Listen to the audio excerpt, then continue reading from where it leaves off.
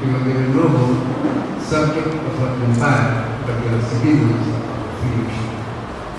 It is in this context that we have to try to understand whether their hopes have been fulfilled or their hopes are fulfilled. Number one, I talk about freedom from oppression of the state.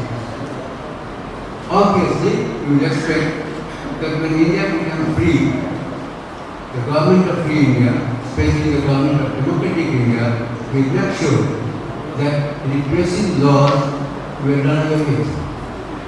There were a number of repressive laws enacted during the British time to keep the people of India under subjugation. And it was rightly expected that those repressive laws will be dispensed with and they will be replaced by laws which will be more humane, which will be really to protect the interests of the people, not to suppress them. So what is the ground behind? Number one, let's talk about the normal laws of the land. There was a Police Act enacted in 1861 by the Britishers. That still continues to be there. The government of India did not change. The provisions of Indian Penal Code, IPC, as we know, with all their provisions and oppressive provisions, their borders continue to be there. The CRPC, which was also enacted by the British to keep the people of India under subjugation and fear and terror, that continues to be there. Not only that, many of the provisions have been incorporated in free India. But instead of their being liberal, instead of their being less oppressive, they have been made more oppressive. This is the state of the normal land of the land, and I don't have to explain to you. I know you are as much afraid of the police in the normal course of life as I am. We go to the police station course of our investigation. But if I have to go to a police station as a citizen to lodge a complaint, I think I will be as much frightened of them as anybody else. Because the character of the police remains unchanged. The police remains exploitative and oppressive. There has been no change. There is very much terror of the police today as they used to be decades ago. The only difference is that maybe people like us were comparatively privileged, we are less fear than the ordinary citizen has. That is number one, that is the normal preserve. That is the law. Apart from the oppressive character of the normal laws of the land, which is very, very anti-people, let us look at the special laws which have been enacted after we became free. As soon as this constitution was adopted in 1950, within few weeks, first Preventive Detention Act was enacted. Now what is preventive detention? In normal law, you are arrested, detained, or you are punished for having committed an offense, for having committed a crime. Under Preventive Detention Act, you are detained for having committed no crime. If the state feels that you should be detained because the state feels that you might do something in the future, therefore you are detained without having committed a crime. Such laws are generally passed during a state of war. In fact, it was also introduced during the Second World War by the Britishers. But free India continued with preventive detention. There was a law passed by the British during the Second World War, Defence of India Act. Defence of India Act was also continued. It was used in 62, it was used up to 75, 76 in the emergency. But this PD Act, Preventive Detention Act, was very well, remained in force till 69. And then in 71, another act was passed, Maintenance of Internal Security Act, called MISA. This MISA was widely misused to protect all the political opponents of Indira Gandhi in 1975 when the Allahabad High Court declared her election to be null and void and disqualified her from being elected. She imposed the emergency and she detained all the Pushingers. All together, 35,000 persons were detained under MISA. MISA continued in 77 It was repeated in the after Janata Party came to power. When Indira Gandhi came to power in 1980, again National Security Act was elected. That was worse than this. When there was problem in Punjab, then Anti-Terrorist Act was passed. Later on, when it was condemned by all concerned, then it was repealed to be replaced by another law, POTA, Prevention of Terrorist Act. So this was earlier in 1967, and law was passed on Lawful Activities Act. Now I would like to say about why I am criticizing these acts. These acts, normally, it may be necessary for a government to pass a law for a specific purpose. Any fair law, even if it is requested, will make sure that although the guilty must be punished under that, innocent person should not be implicated. This should be at least, even if there is a law on which we do not agree with the state, we expect any fair law to be such as to make sure that the guilty are punished, but innocent, there is a least likely chance of innocent person being implicated. Rulers of India passed laws in the name of solving some problem, but they kept this scope so wide that they could haul up anybody under that law. That was the blackest part of the law that was passed by the Indian government after independence. I will just give two examples. Under Terrorist Act, 19,000 persons were arrested in Gujarat in 1980s. Now in 1980s, in Gujarat, there was not even a whisper of terrorism, and still 19,000 persons, teachers, trade workers, students, others, anybody who spoke in the government, they were detained under the law. And we are living in a nation when this question was not debated anywhere. It was not a scandal. It was not debated that how come that 19,000 persons have been arrested in a state like Gujarat, which is peaceful, where there is no terrorism, under a law which is meant to arrest terrorists. No question was there. So look at the way we asked about quota. Quota was to control terrorism. See how it was worded. It was worded in such a way that it was the name of Haigo, who was namely from Tamil Nadu, who had voted for quota because he was part of the NDA. The Prime Minister knew he was not a terrorist. The Supreme Court knew he was not a terrorist. The whole world knew that he was not a terrorist. But when he was detained under quota, nobody could save him. He had to remain in jail till probably the government changed, then his guy put his behind bars, till the government changed, and then take the action. So this was the kind of law that we have been passing to the field. You will be surprised to learn that the basic laws that have been enacted in free India were far worse in their being draconian than laws passed by the Britishers. I'll give you an example. All of you must have heard about the Rowlatt Act. The Rowlatt Act was also adopted to control revolutionary movement in India. And this law was considered so black that it was being criticized all over India, protests was being held all over India. It was to protest against that Rowlatt Act that a meeting was taking place at Jallianwala Bagh, where General Dyer opened fire, more than 1,000 people were killed. Now, the point I want to make is this, that if you compare Rowlatt Act with one of the laws that I have talked about passed in free India, you will find that Rowlatt Act is a piece of legal legislation. Why I am saying this? I am saying this because under Rowlatt Act, the local government, the state government, had to write to the Chief Justice of the High Court of the state. The Chief Justice of the High Court was to constitute a bench of 3 High Court judges to hear the case of the person who was accused under the Rowlatt Act. The black part of the Rowlatt Act was that the accused could not engage a lawyer, he had to defend himself, and he had no right to appeal. It was very unfair law. But look at the Britishers, who were oppressors. When they passed such a black law, they provided that whether the man was guilty or not guilty will be decided by 3 High Court judges, because they knew it was unfair. a piece of legislation, and therefore the accused must be given the fullest opportunity to get justice and to ensure that when under the procedure they deny them certain rights, well, they may rather than see High Court they will decide. Now what happens when anyone is unlawful activity without quota? Any small petty officer and unlawful behind the bars and you remain languishing in jail for years together. So if you compare chronic activity laws passed by government in India, you will find that that was really a different piece of legislation compared.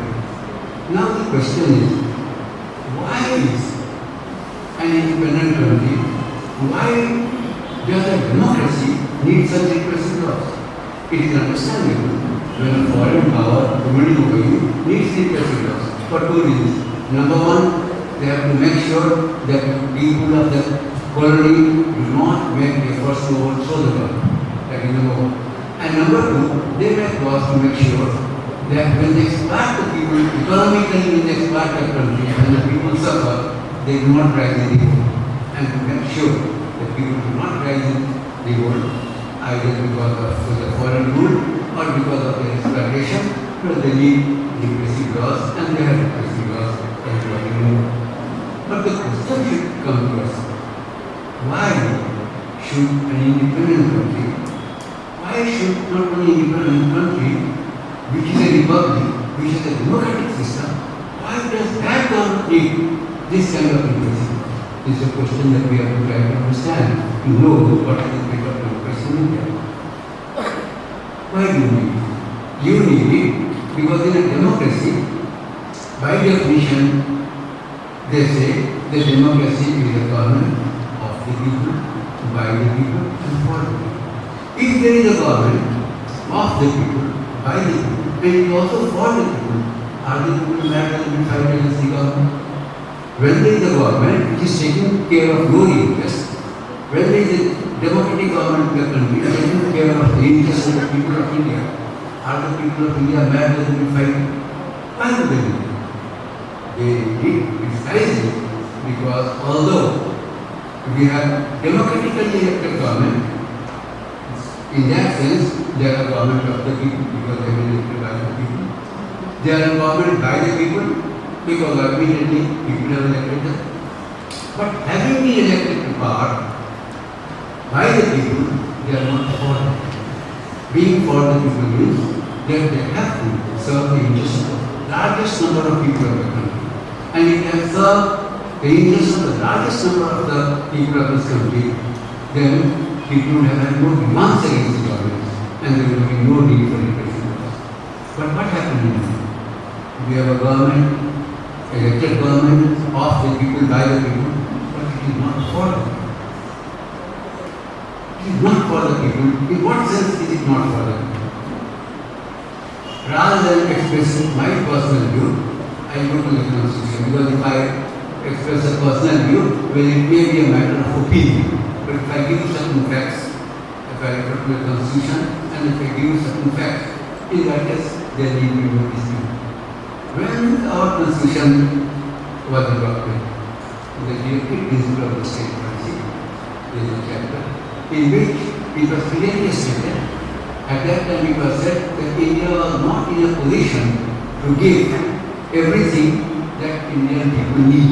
So some of the things will be kept in chapter 4 of the Constitution, and the government, Indian state, will act to achieve whatever is said in that chapter 4. The name of the chapter is Directive Principles of the State Policy. That is, the Indian state will follow the directive contained in chapter 4.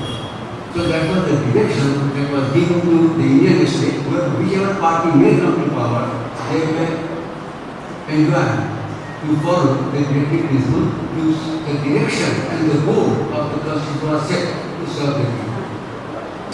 Apart from this, I will just refer to three provisions of the Constitution. In directive principle, it is stated, the state shall strive to minimize the inequality of income and eliminate the inequality of the status, not only between individuals but the groups of people living individually. That was one.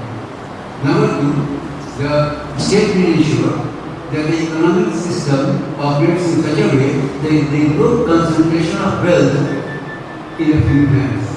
And third thing, that the resources of the state will be so used as to be in the interest of the community. Now, what has happened in India? Has the inequality of income increased or it has decreased? The government of India, Indian state, was directed to adopt policies which make sure that the inequality of income of the people is minimized, whereas the government of India is calling policy to maximize inequalities. If you look at that, we are living in a country in which we pet ourselves because some of our capitalists find their name figuring for me in some other list of rich people. In a country where it is admitted that crores of people do not have employment, if not 150 rupees per day in 1 day. So, Mandrega, we pay ourselves on the 40 Mandrega, you guarantee what? Only for 100 days out of 365 days on a payment of 150 or 60 rupees. So, this is the level of poverty.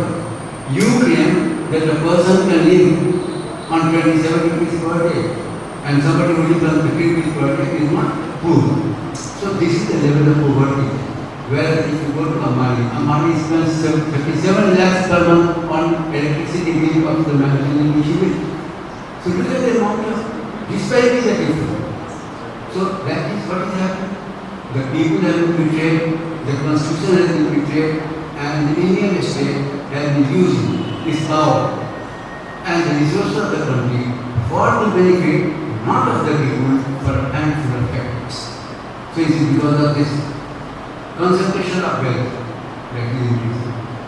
Resources of the country, they are being exploited for the benefit of a handful of capitalists, Indian and foreign.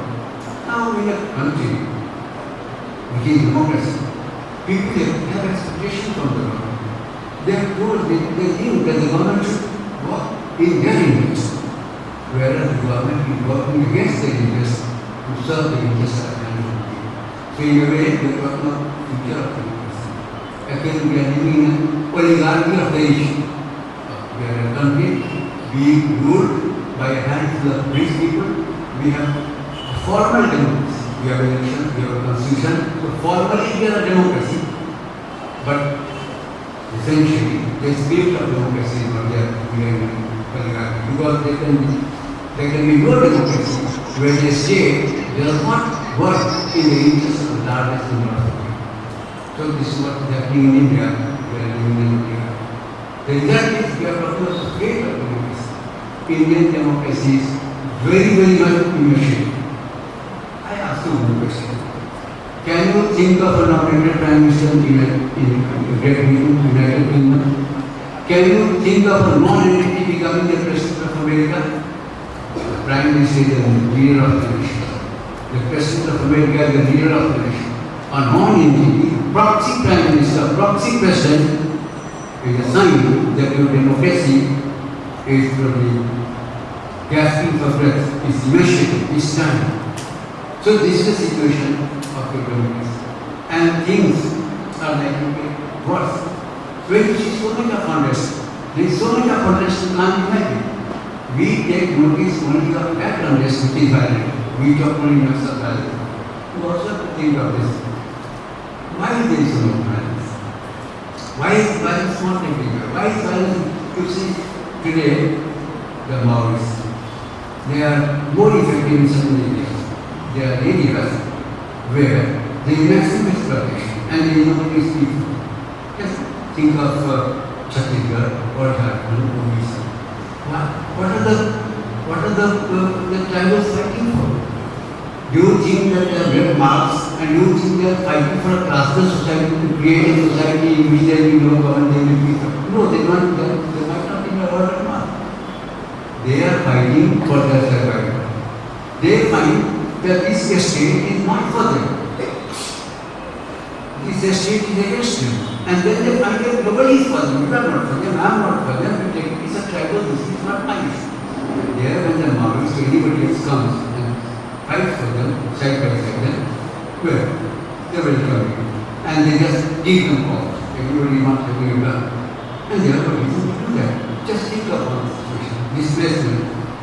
When 5 or 6 lakh people illegally built, constructed, made construction in their houses in Delhi, and when the Supreme Court was ordering demolition, all the political party governments passed law in the parliament to stop the demolition because part of the house is going to be.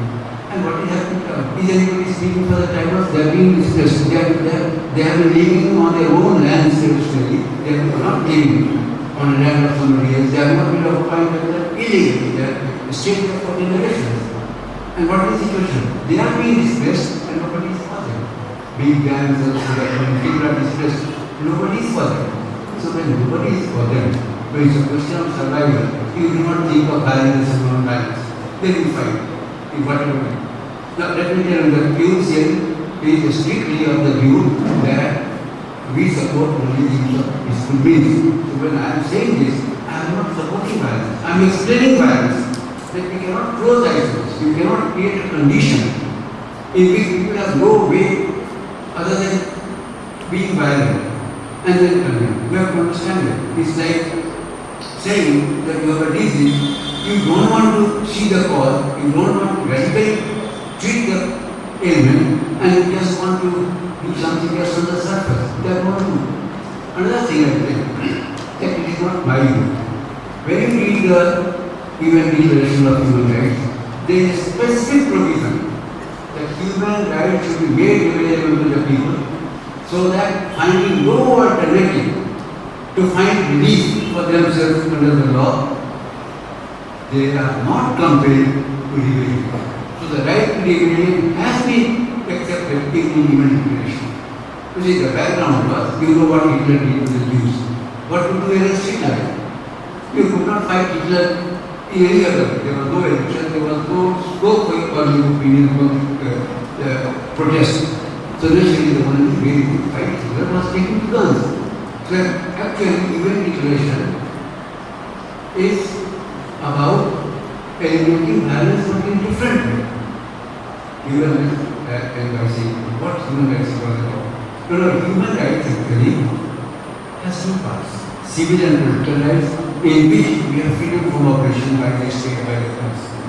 But in others, economic, social and cultural rights, it was accepted that it is not enough that the state does not kill you.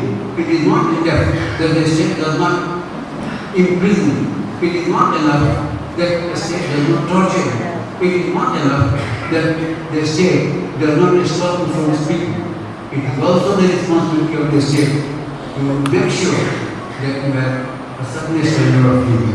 You have enough to eat, you have a roof over your head, you have an educated children, and you have certain requirements that you have as human beings. That is there. So the denial of that right is a violation of human rights apart from this.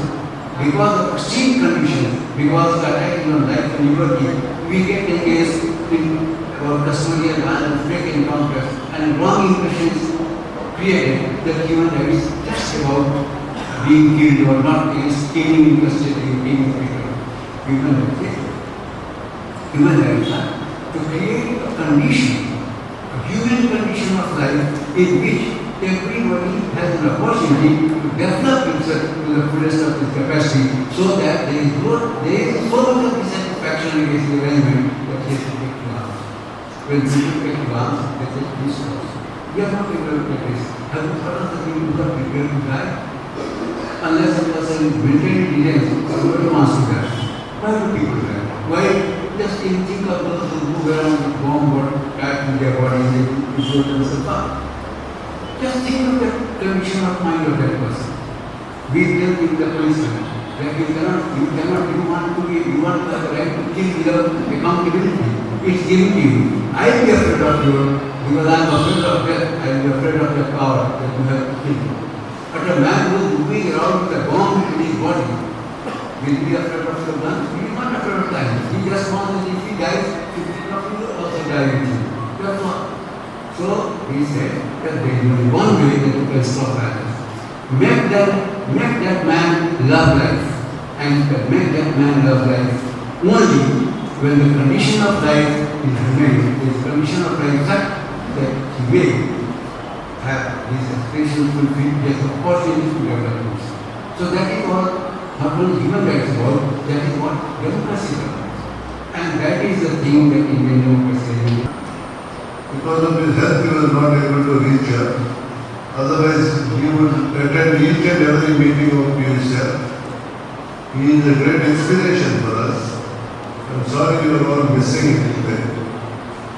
Another great man who was kept in jail by Chhattisgarh government for 2 years, another vice president of ours, Vinayak Sen.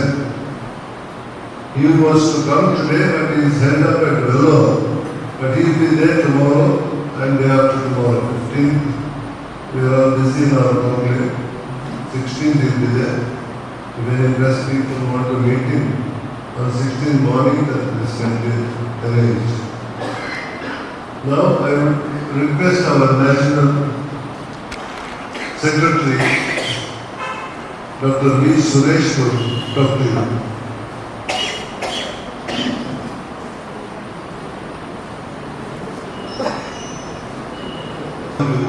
All the languages who come here. This meeting is a double joy. First joy is the fact of coming to a hall which is almost full.